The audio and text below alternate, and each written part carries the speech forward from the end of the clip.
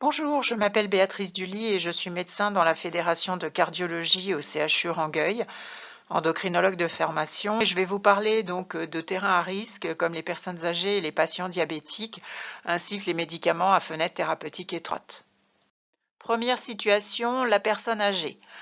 En fait, il n'y a pas de définition claire de la personne âgée. Est-ce plus de 75 ans chez l'homme et plus de 80 ans chez la femme? Mais en réalité, il faut tenir compte de l'âge physiologique, car vous n'allez pas traiter de la même façon une personne de 85 ans qui joue au golf et qui se déplace sans canne, et une personne de 75 ans qui est une démente déambulante.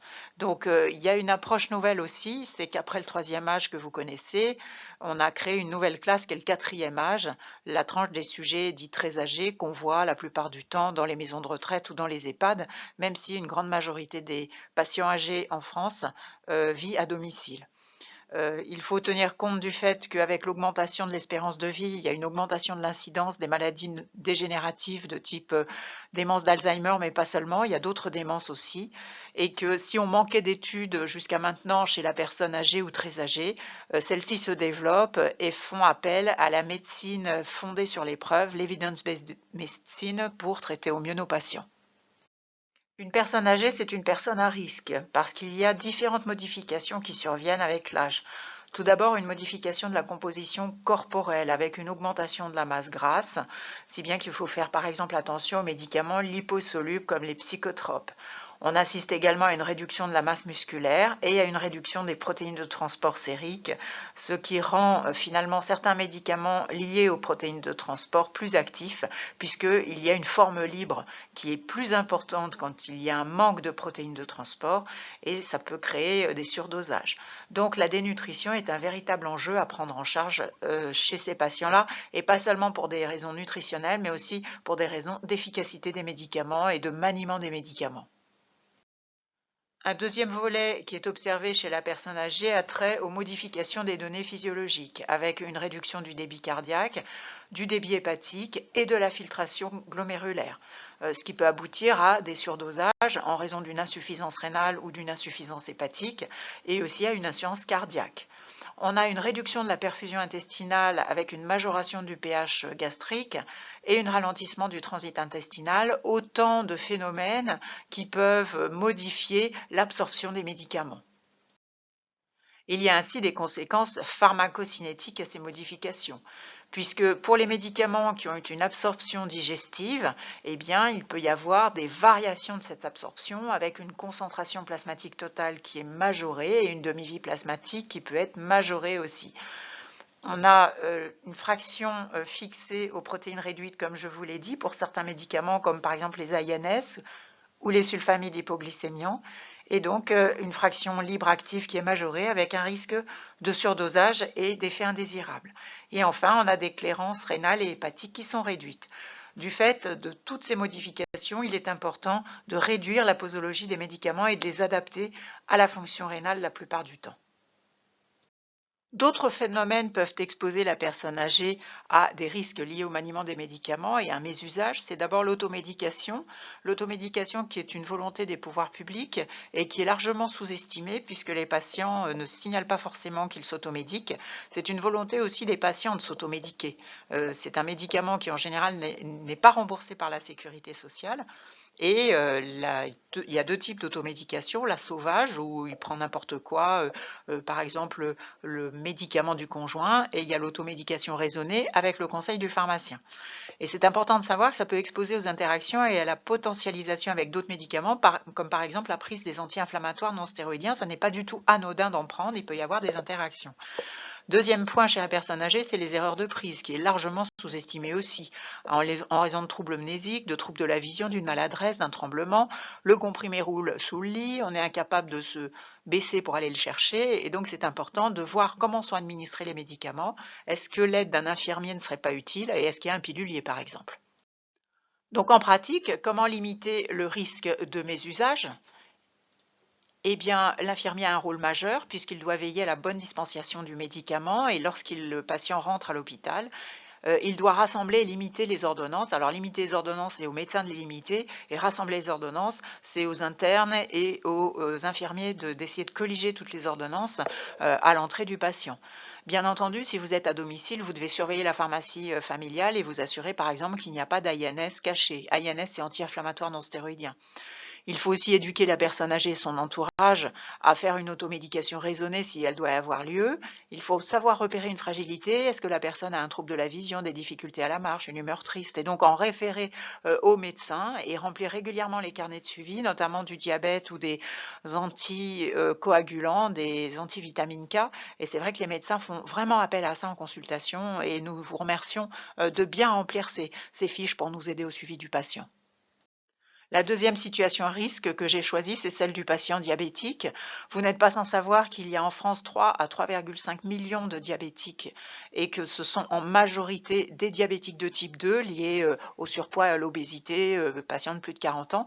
Mais il y a une incidence du diabète qui est croissante. On parle de diabète épidémie puisque ce diabète de type 2 qui est largement majoritaire est corrélé à l'obésité qui augmente d'une part dans le monde et d'autre part, il faut savoir que pour des raisons plus ou moins connues, on assiste aussi à une augmentation de l'incidence du diabète de type 1, c'est-à-dire le diabète du sujet jeune qui est insulino-requérant.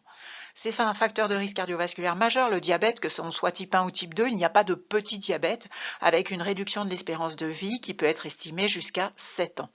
Divers mécanismes sur ce petit schéma sont là pour vous rappeler que c'est assez compliqué, mais globalement pour le diabète de type 1, il y a une carence de la sécrétion d'insuline, il n'y en a plus. Alors que dans le diabète de type 2, il y a souvent un excès de sécrétion d'insuline au départ parce qu'il y a ce qu'on appelle une insulinorésistance, c'est-à-dire qu'il y a une captation périphérique par les cellules du glucose qui est insuffisante et il y a une production hépatique de glucose qui est trop importante, non freinée par l'insuline et tout ça contribue en concours à l'hyperglycémie. Alors c'est vrai qu'avec l'évolution du diabète de type 2, il y a d'abord l'insulinorésistance et après on voit apparaître un déficit de l'insulinosécrétion comme le diabétique de type 1. Alors l'arsenal thérapeutique s'est largement développé dans le diabète de type 2 et je vais vous parler là du diabète de type 2 et de ce que vous devez savoir dans le maniement de ces médicaments. Alors je ne reviendrai pas sur l'importance des mesures hygiéno-diététiques qui est la pierre angulaire du traitement du diabète, mais je vais vous parler des médicaments et notamment de la metformine qui est recommandée dans toutes les recommandations nationales, internationales, américaines, européennes en première intention dans le diabète de type 2, mais il faut savoir qu'il faut faire attention à l'insuffisance rénale. J'ai mis ça que sur cette plaque, c'est la seule chose vraiment à retenir. Metformine égale petite lampe, attention à l'insuffisance rénale. Que doit savoir l'infirmier? Eh bien, ce médicament est à arrêter en cas d'acte chirurgical, en cas bien entendu d'insuffisance rénale, et tout dépend du degré d'insuffisance rénale, parce qu'en dessous de 30 ml par minute, il faut l'arrêter, et entre 30 et 60, il faut adapter la posologie. Mais il faut aussi l'arrêter en cas de scanner injecté ou de coronarographie avec produit de contraste iodé. On doit l'arrêter avant, 48 heures avant ou juste avant, et le reprendre 48 heures après. Et ça, c'est important de le savoir quand un patient rentre pour un examen en salle. Et enfin, en cas d'épisode aigu non compris, pour ne pas exposer le patient à un risque d'acidose lactique, il faut également arrêter la metformine. Deux autres classes thérapeutiques sont bien connues des diabétologues et des médecins généralistes, mais ces médicaments provoquent des hypoglycémies. D'abord les sulfamides hypoglycémiants qui sont encore placés par la Haute Autorité de Santé en deuxième intention en association à la metformine, contrairement à toutes les autres recommandations américaines et européennes qui ont déclassé les sulfamides au profit des nouvelles classes dont je vais vous parler après. Il faut faire attention avec les sulfamides à l'hypoglycémie et il faut faire attention aux interactions médicamenteuses. De la même façon, l'insuline expose à des risques d'hypoglycémie et les hypoglycémies sont plus fréquentes dans le diabète de type 1 que dans le diabète de type 2, mais vous avez des diabétiques de type 2 sous insuline, voire même sous insuline et sous sulfamide, qui les exposent à un risque important d'hypoglycémie. Mais l'insuline, finalement, il y a assez peu d'interactions médicamenteuses qui sont décrites. Vous voyez sur cette diapositive trois nouvelles classes thérapeutiques qui sont beaucoup plus récentes que toutes celles dont je viens de vous parler. Tout d'abord, les inhibiteurs des DPP4 qui s'appellent sitagliptine, les gliptines aussi, sitagliptine, vildagliptine, qui sont des médicaments donnés per os qui sont positionnés dans certaines recommandations en deuxième intention en association à la metformine, mais qui aujourd'hui sont également un peu déclassés parce que le niveau de preuve sur le bénéfice sur la bimortalité dans le diabète de type 2 n'est pas démontré. Ce qu'on peut dire, c'est qu'ils sont bien tolérés et qu'ils se donnent sont des comprimés, ils sont péros. Contrairement alors aux analogues du GLP-1, les analogues du GLP-1, eux, sont administrés en injectable, en sous-cutané. Ça peut être donné soit de façon quotidienne, soit de façon hebdomadaire, tout ceci pour faciliter l'observance. Et ça donne une baisse de l'hémoglobine glyquée qui est importante, de l'ordre de 1%, un peu comme l'insuline. Et ça diminue le poids et les pressions artérielles. Donc ça, c'est très intéressant sur ce plan-là. Deuxième plan, ça a démontré un bénéfice chez les patients à haut risque cardiovasculaire dans le diabète de type 2, puisque ça n'est utilisable aujourd'hui que dans le diabète de type 2. Mais les effets indésirables sont plus nombreux qu'avec les inhibiteurs des DPP4, et notamment ça donne des nausées qui sont dose dépendantes. Voilà. Donc c'est intéressant, retenez, chez le patient à haut risque cardiovasculaire. Enfin, la troisième classe qui est beaucoup plus récente, c'est celle des inhibiteurs des SGLT2, qui est sur le marché depuis 2020 en France. Ce sont des médicaments qui s'administrent par voie orale, Péros, qui sont assez bien tolérés, mais on manque bien entendu de recul sur leur tolérance à plus long terme. Ils sont extrêmement intéressants chez les patients en insuffisance cardiaque ou en insuffisance rénale et chez le patient diabétique, puisqu'ils ont démontré une baisse de la morbimortalité chez le diabétique de type 2, mais pas seulement. Ça a également démontré une diminution du risque de récidive d'insuffisance cardiaque chez le patient non diabétique, si bien que c'est une classe thérapeutique qui est utilisable par les diabétologues et les médecins généralistes, mais aussi par les cardiologues chez les non diabétiques. Alors, chez un patient diabétique, vous devez faire attention au risque d'hypoglycémie. Et donc, ce risque d'hypoglycémie est observé essentiellement lorsque les patients sont sous sulfamide hypoglycémiant et insuline. Donc, il y a plusieurs causes à l'hypoglycémie. D'abord, l'incapacité du patient à coopérer, comme les personnes âgées, qui refusent par exemple de prendre des glucides lorsqu'ils sentent arriver une hypo. Donc ça, il faut vous en méfier. Deuxième cause, la malnutrition, des horaires irréguliers des repas sautés, un jeûne. Ensuite, l'exercice physique, il faut savoir qu'un exercice physique consomme du glucose. Donc, s'il n'y a pas de prise d'hydrate de carbone et que le patient est extrêmement bien équilibré, il y a un risque réel d'hypoglycémie. Il y a un risque aussi dans le surdosage en sulfamide hypoglycémiant, par exemple en cas d'insuffisance rénale ou hépatique. Et cet surdosage en sulfamide hypoglycémiant expose à un risque d'hypoglycémie prolongée. Aussi, ce qui veut dire qu'aux urgences, quand un patient arrive en hypo sous sulfamide hypoglycémiant, il est hors de question de ne pas le surveiller plusieurs heures après l'avoir resucré pour dépister la récidive de cette hypoglycémie et de comprendre pourquoi. Et enfin, il y a des interactions médicamenteuses qui exposent à la survenue d'hypoglycémie en association au sulfamide hypoglycémiant. Que doit savoir l'infirmier? Tout signe anormal chez un patient diabétique est une hypoglycémie jusqu'à preuve du contraire. Ce qui veut dire que vous devez d'abord repérer le fait que le patient est diabétique et ensuite connaître les signes d'hypoglycémie. Le tableau clinique est polymorphe, c'est pour ça qu'il faut y penser. Si vous n'y pensez pas, vous ne ferez pas le diagnostic. Ça peut s'exprimer de différentes manières, par des céphalées, une faim intense, des nausées, des vomissements, une fatigue, des troubles du sommeil, une agressivité, des troubles de la concentration. Mais ça peut aussi se traduire par des signes neurologiques qui sont très aspécifiques, comme une hémiparésie, comme des troubles sensoriels, des vertiges, une aphasie, des tremblements, une perte de la maîtrise de soi, un délire, des convulsions. Donc vous voyez, si vous n'y pensez pas, vous vous direz c'est un terrain psychotique ou vous direz c'est un problème neuro. Donc c'est important d'imaginer que ça puisse être une hypo. Ça peut être, vous voyez, des signes de perte de connaissance, de coma, de bradycardie, et vous avez aussi les signes de contre-régulation adrénergique qui apparaissent, puisque quand l'insuline fait baisser la glycémie, en revanche en face, vous avez le cortisol, vous avez le glucagon, vous avez l'adrénaline, la noradrénaline et la GH qui sont les 4 hormones de contre-régulation qui remontent pour tenter de contrer cette hypoglycémie, et notamment les signes adrénergiques, c'est l'hypersudation, la peau moite, l'anxiété, la tachycardie, l'hypertension. Donc vous voyez, quand vous voyez quelqu'un qui commence à s'agiter dans un service et que vous savez qu'il est diabétique, vous devez penser à l'hypoglycémie. Donc, je vous répète que l'hypoglycémie a un visage polymorphe, donc il faut y penser. Il faut repérer que le patient est diabétique. Il faut lister à l'entrée les médicaments et repérer en particulier les sulfamides hypoglycémiants, l'insuline. Et là, je vous ai mis les apparentés des insulines dont je ne vous ai pas beaucoup parlé parce qu'il y a une seule molécule qui sont les glinides, le répaglinide aussi qui donne des hypoglycémies. Et puis, il faut dire aux patients diabétiques hospitalisés que s'il se sent mal, il ne suffit pas de s'allonger sur le lit et d'attendre que ça passe, parce que c'est ce que font la plupart des patients. Il faut dire au patient d'appeler s'il se sent mal et donc lui donner la sonnette, que la sonnette soit accessible. Et enfin, si vous voyez qu'aucune surveillance des glycémies n'est prescrite par l'interne, ça doit vous alerter si le patient est diabétique et celle-ci doit avoir lieu et au moins en discuter avec lui. En cas de suspicion d'hypoglycémie, il faut faire une glycémie capillaire, surtout s'il y a un tableau clinique incompris, sans attendre. C'est-à-dire, il ne faut pas dire je finis mon tour et je vais y aller. Non, si vous avez quelqu'un qui a une suspicion d'hypo, ça arrive très très vite. Et bien entendu, comme je dis toujours, pensez à mettre des gants quand vous prélevez les patients.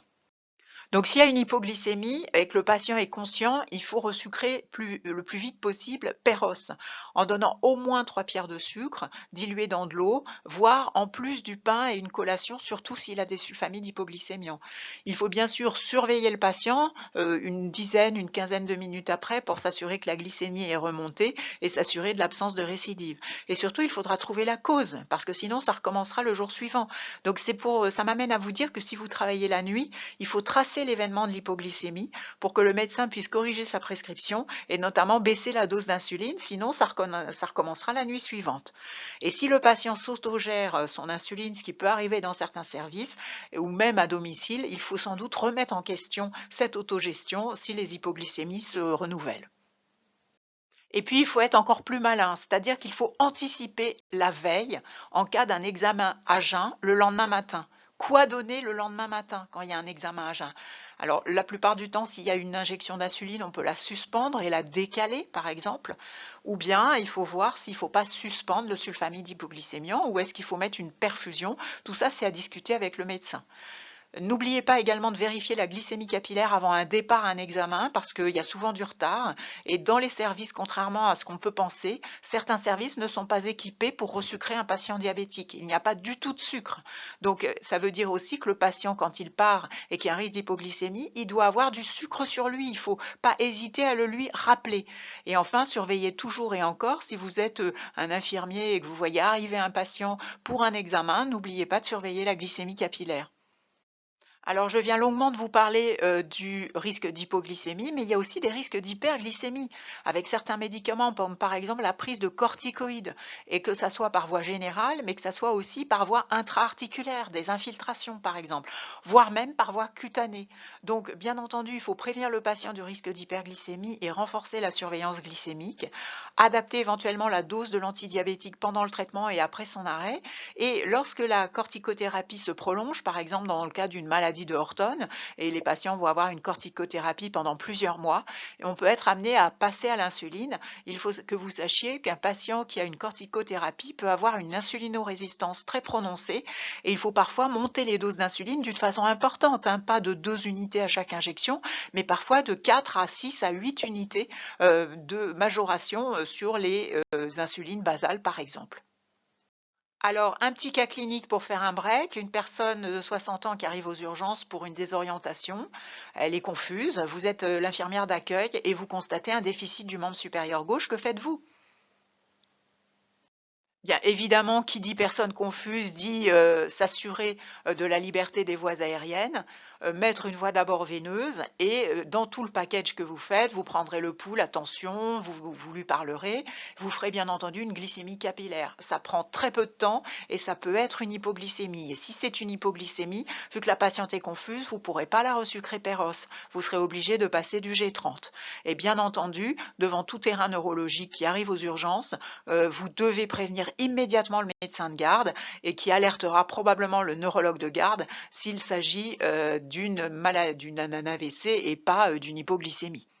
Un deuxième petit cas clinique, une personne de 60 ans qui arrive sur un séjour programmé vers 15 heures pour subir une coronarographie de dépistage. C'est un diabétique de type 2 hypertendu qui fume. Il a vu son cardiologue il y a un mois qui a programmé l'examen. Que faites-vous? Eh bien, la première chose, bonjour monsieur, comment allez-vous? La première chose, vous lui demandez, est-ce que vous avez à nouveau eu mal à la poitrine depuis la dernière consultation? Est-ce que vous êtes essoufflé? Si vous voyez tous ces signes cliniques, vous appelez l'interne, qui n'est peut-être pas là dans l'après-midi, mais il faut l'appeler et pas se rendre compte de tout ça à 20 heures. Vous lui demandez, est-ce que vous avez eu un problème infectieux, un problème de maladie dans l'intervalle? Et la question, c'est est-ce qu'on maintient ou pas l'examen? Et si vous avez l'impression qu'il y a un épisode intercurrent qui est arrivé, bien entendu, vous appelez l'interne. Ensuite, vous récupérez la liste des médicaments et si vous voyez que sur la liste des médicaments, il y a de la metformine, vous devez vous faire un tilt là, une lampe doit s'allumer, vous devez vous dire tiens, celui-là, il faut que je l'arrête parce qu'il va y avoir un examen avec produit de contraste iodé. De la même façon, il va falloir suspendre les médicaments comme les diurétiques pour faire cet examen-là. Ensuite, vous demandez au patient, êtes-vous venu avec une créatininémie? Si oui, ben, vous récupérez l'analyse. Et sinon, ben, à ce moment-là, il faudra évaluer la fonction rénale. Et si ce n'est pas disponible, il faudra la prévoir. Si vous avez la capacité de le prescrire, vous le faites, en plus de toutes les prescriptions pour une coronarographie. Ensuite, vous remettez la fiche d'information Coro que vous récupérez signée pour évaluer en fait le rapport bénéfice-risque. Et de toute façon, le médecin doit parler du rapport bénéfice-risque avec son patient. Et vous dites enfin au patient de ne pas fumer dans la chambre parce que malheureusement, il y a des patients qui fument dans la chambre ou sur le balcon. Et donc, ça, c'est important de leur dire de ne pas le faire. Et enfin, vous commanderez un régime peu salé et diabétique pour le soir. Le troisième et dernier volet de ce cours est de parler des médicaments à marge thérapeutique étroite ou à fenêtre thérapeutique étroite. Alors, qu'est-ce que c'est qu'une fenêtre thérapeutique? Eh bien, c'est une zone qui est comprise entre, d'une part, une concentration minimale en deçà de laquelle le médicament est le plus souvent inactif, et d'autre part, une concentration maximale au-delà de laquelle apparaissent le plus souvent des effets indésirables. Mais vous voyez ici une définition plus réglementaire des médicaments à marge thérapeutique étroite. Ce sont des médicaments pour lesquels la concentration toxique sont proches des concentrations efficaces. De ce fait, de faibles variations de dose ou de concentration peuvent entraîner une modification du rapport bénéfice-risque. Et donc, dans cette logique, tout changement en cours de traitement doit être réalisé avec précaution.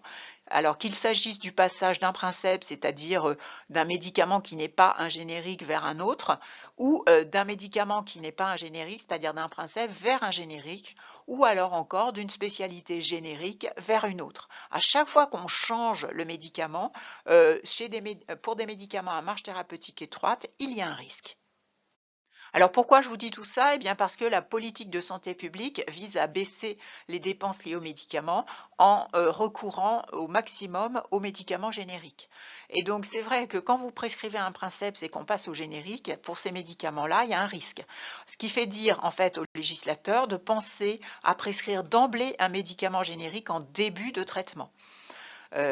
Donc ça peut occasionner une déstabilisation si on ne procède pas de cette façon.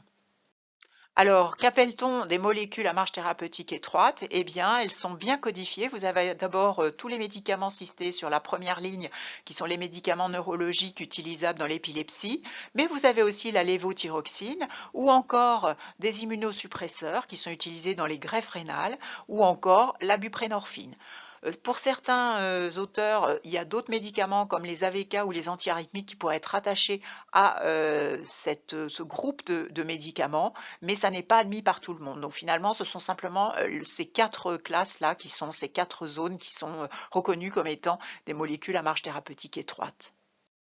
Et vous le savez, le pharmacien a pour objectif de réduire également les dépenses liées aux prescriptions médicamenteuses et a la possibilité de substituer un médicament princeps pour un générique pour baisser les coûts. Eh bien, pour les médicaments à marge thérapeutique étroite, il y a une exclusion à cette substitution suivant un arrêté qui n'est pas si vieux que ça, qui date de janvier 2020, qui autorise les pharmaciens à ne pas substituer par un générique les médicaments à marge thérapeutique étroite.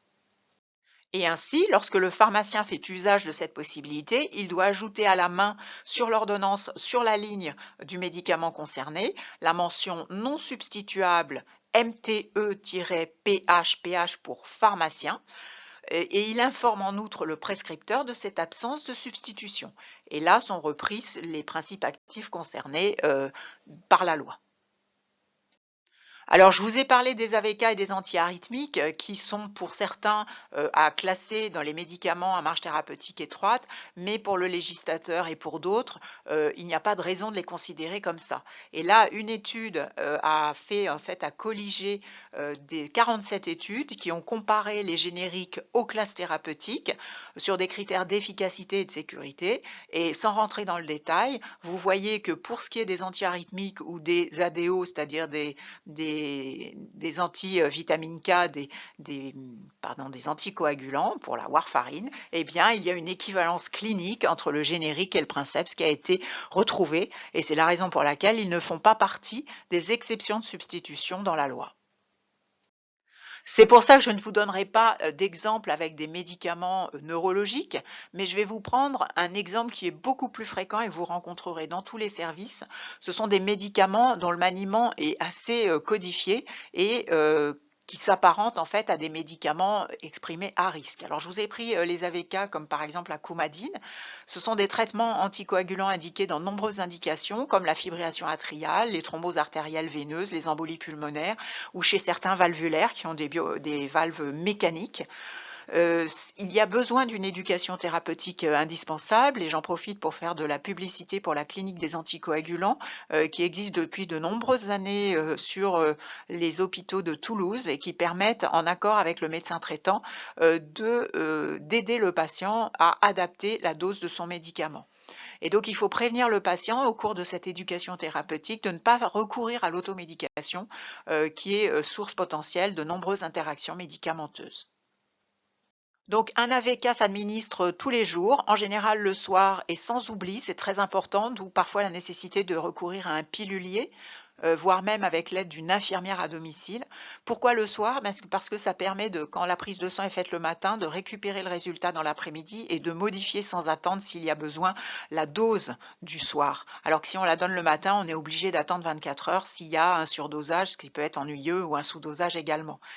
Il faut connaître la cible, et ça c'est important que les patients connaissent leur cible. Inférieur à 2, il y a un risque thromboembolique, supérieur à 3, il y a un risque hémorragique. Donc pour la plupart des patients, la cible est comprise entre 2 et 3 pour ce qui est de l'INR, et pour certains patients valvulaires, cette cible peut être plus élevée, par exemple entre 3,5 et 4,5, mais ça c'est vraiment très rare. Ce que vous devez retenir, c'est que c'est plutôt entre 2 et 3.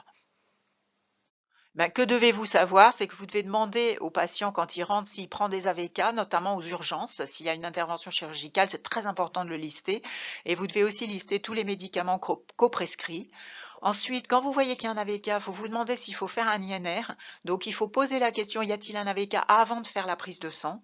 Comme ça évitera de reprélever le patient. Ça, c'est vraiment très, très important. Par contre, si le patient est venu avec un INR qui date de 24 à 48 heures et qui est dans les cibles, il est inutile de le renouveler. Sauf s'il y a de la chirurgie, peut-être que ça pourrait être utile, peut-être que l'anesthésiste le demandera.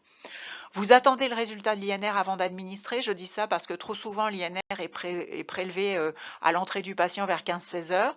Les prescriptions sont réalisées à 18 heures et les médicaments sont donnés vers 18h30 sans attendre le résultat de l'INR. Et c'est dommage. Donc c'est vrai que quand vous voyez un anticoagulant, vous devez avoir le résultat de l'INR pour savoir s'il faut baisser la dose ou augmenter la dose.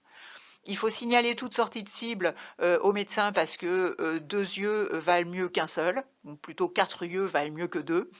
Et il faut être intrigué s'il y a une coprescription aspirine AVK, ce qui peut se voir, mais de moins en moins aujourd'hui, donc il faut que ça soit justifié. Et bien entendu, vous le savez mieux que moi, il ne faut pas faire d'intramusculaire chez un patient sous AVK. Je vais terminer sur un dernier cas clinique d'une patiente de 83 ans qui vit seule à domicile, qui a vraiment un entourage très bien mis en place avec un portage des repas, des infirmières au quotidien pour aider à la dispensation des médicaments, une aide ménagère, une téléalarme, qui est suivie pour une hypertension artérielle compliquée d'une fibrillation atriale avec une insuffisance cardiaque. Qui, en raison de gonalgie, s'est automédiqué avec une pommade à base de diclofénac et un INS entopique, et qui est traité au quotidien par un bêta-bloquant, un diurétique et bien entendu des anticoagulants, coumadine 4 mg. Vous la voyez et vous constatez que depuis plusieurs jours, les pressions artérielles augmentent. Elle est plutôt à 150 de PAS d'habitude et là, elle est plutôt entre 160 et 170. Elle a un pouls irrégulier et vous récupérez le résultat de l'INR qui est à 1,6. Donc, vous analysez la situation et vous voyez que cette personne fait une poussée hypertensive et qu'elle est fragile. La question que vous vous posez, n'y a-t-il pas un impact des anti-inflammatoires non stéroïdiens? En effet, les anti-inflammatoires non stéroïdiens ont de nombreux effets indésirables, comme par exemple une rétention hydrosodée qui provoque une hypertension artérielle. Ils peuvent aussi donner une érosion gastrique avec une hémorragie digestive. Ils peuvent altérer la fonction rénale et donc favoriser la rétention hydrosodée en provoquant une insuffisance rénale aiguë. Donc les anti-inflammatoires, c'est pas anodin du tout. Ensuite, vous voyez que cette personne ayant une poussée hypertensive et elle a une fibrillation atriale chronique, ce sont deux cofacteurs qui peuvent provoquer une insuffisance cardiaque. Troisièmement, elle n'est pas aux objectifs d'INR, donc cette fibrillation atriale peut se compliquer d'embole systémique et il faut absolument qu'elle ait un traitement anticoagulant à posologie efficace, ce qui n'est pas le cas. Et enfin, vous voyez bien qu'il y a une association qui doit vous embêter, cette association entre les antivitamines K et les AINS qu'il faut absolument éviter. Donc, quelle sera la conduite à tenir, à adopter? Mais d'abord, il faudra arrêter les AINS et adapter la posologie des AVK et surveiller l'efficacité et la tolérance des traitements. Donc, surveiller l'efficacité, n'oubliez pas que l'efficacité, elle est d'abord clinique avec la prise de la pression artérielle. Il y a un objectif de pression chez la personne âgée avec une pression prise à plusieurs reprises pour éviter l'effet blouse blanche, une PAS qui doit être inférieure à 150 mm de mercure sans hypotension orthostatique. Ensuite, vous prenez le pouls pour vérifier qu'il soit ni trop rapide ni trop lent. Et enfin, vous regardez s'il y a des signes d'insuffisance cardiaque. Est-ce qu'il y a une dyspnée? Et vous prenez la fréquence respiratoire et la saturation. Et bien entendu, pour évaluer s'il y a une rétention hydrosodée, quoi de mieux que le poids? Donc ça veut dire qu'il faut peser le patient, le peser à l'entrée pour qu'on puisse, au cours du séjour, s'il est hospitalisé, voir si les choses s'améliorent ou pas. Et si vous faites partie d'un réseau de soins du suivi des insuffisants cardiaques, bien entendu, le poids est quelque chose qu'il faut surveiller. Vous regardez s'il y a des œdèmes et puis vous ferez un bilan d'entrée et sortie avec la diurèse et les apports. Et enfin, bien entendu, vu que vous arrêtez la INS et que la personne a des gonalgies, il faudra se préoccuper du traitement antalgique. Donc la surveillance de la tolérance du traitement passe par traquer le surtraitement, en particulier chez la personne âgée fragile, notamment pour le traitement antihypertenseur. N'est-il pas trop fort? N'y a-t-il pas une hypotension orthostatique qui risque de faire chuter votre patient? Pour ce qui est de l'arythmie, il faudra surveiller l'INR et qu'il soit bien entre 2 et 3.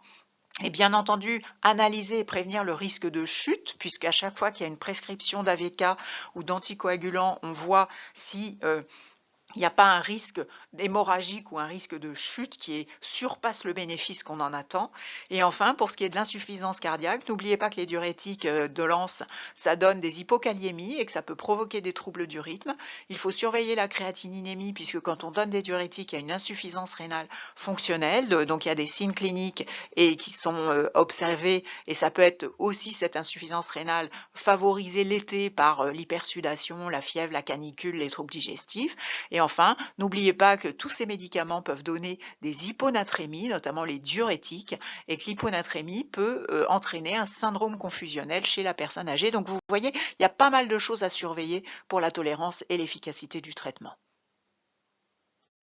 Vous remettrez en cause parfois l'indication des traitements. Pas d'AINS chez ces patients avec une éducation, pas d'automédication.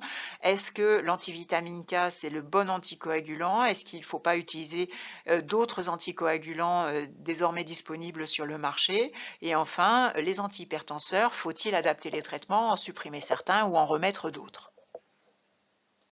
Donc, en conclusion, pour ce qui est de la personne âgée, n'oubliez pas que les défaillances de l'organisme liées à l'âge sont responsables parfois d'un surdosage des médicaments et qu'il y a aussi des défaillances du jugement et du comportement qui exposent la personne âgée au risque de iatrogénie. Donc ça, c'est vraiment important d'avoir une prescription raisonnée, limitée aux médicaments essentiels, à posologie réduite et de ne pas empiler les traitements sans comprendre ce qui se passe.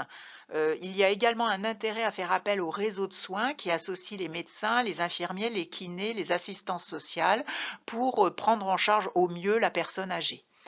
Chez le patient diabétique, j'ai beaucoup insisté pour vous dire qu'il faut savoir gérer l'hypoglycémie, mais aussi penser à l'hyperglycémie, et que dans cette situation particulière, tout comme chez l'insuffisant cardiaque d'ailleurs, il y a eu un intérêt vraiment d'adopter un procédé d'éducation thérapeutique. Voilà, je vous souhaite une bonne continuation et à bientôt.